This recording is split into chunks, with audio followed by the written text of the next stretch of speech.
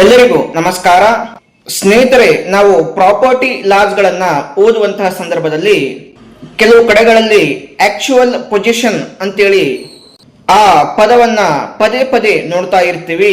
ಅದರ ಅರ್ಥ ಏನು ಅಂತಂದ್ರೆ, ಒಬ್ಬ ವ್ಯಕ್ತಿ ಯಾವುದೇ ಪ್ರಾಪರ್ಟಿಯನ್ನ ತನ್ನ ಫಿಸಿಕಲ್ ಕಂಟ್ರೋಲ್ ನಲ್ಲಿ ಅಥವಾ ಆ ಪ್ರಾಪರ್ಟಿಯನ್ನ ಅಕ್ಯುಪೈ ಮಾಡ್ಕೊಂಡಿದ್ರೆ ಅದನ್ನು ಆತ ಪರ್ಸನಲಿ ಕಂಟ್ರೋಲ್ ಮಾಡ್ತಾ ಇರಬಹುದು, ಅಥವಾ ಎಕ್ಸಾಂಪಲ್ಗೆ ಟೆನೆಂಟ್ ಅಥವಾ ಕೇರ್ ಟೇಕರ್ ಮುಖಾಂತರ ಅದನ್ನ ಕಂಟ್ರೋಲ್ ಮಾಡ್ತಾ ಇರಬಹುದು ಅಥವಾ ಅಕ್ಯುಪೈ ಮಾಡಿರಬಹುದು.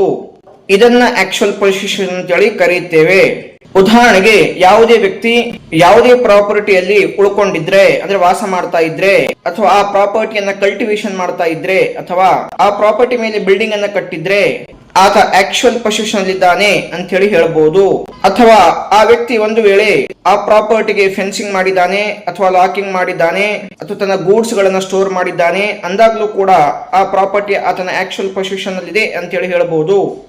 ಈ ಆಕ್ಚುಯಲ್ ಪೊಸಿಷನ್ ಲಾಫುಲ್ ಆಗಿರ್ಬೋದು ಅಥವಾ ಅನ್ಲಾಫುಲ್ ಆಗಿರ್ಬೋದು. ಈ ಆಕ್ಚುಯಲ್ ಪೊಸಿಷನ್ ಯಾವಾಗ್ಲೂ ಕೂಡ ಓನರ್ ಹತ್ರನೇ ಇರುತ್ತೆ ಅಂತ ಹೇಳೋದಿಕ್ಕೆ ಬರೋದಿಲ್ಲ. ಓನರ್ಶಿಪ್ಗೂ ಆಕ್ಚುಯಲ್ ಪೊಸಿಷನ್ಗೂ ಕೆಲವು ಸರ್ಕಮ್ಸ್ಟಾನ್ಸಸ್ ಗಳಲ್ಲಿ ಸಂಬಂಧನೇ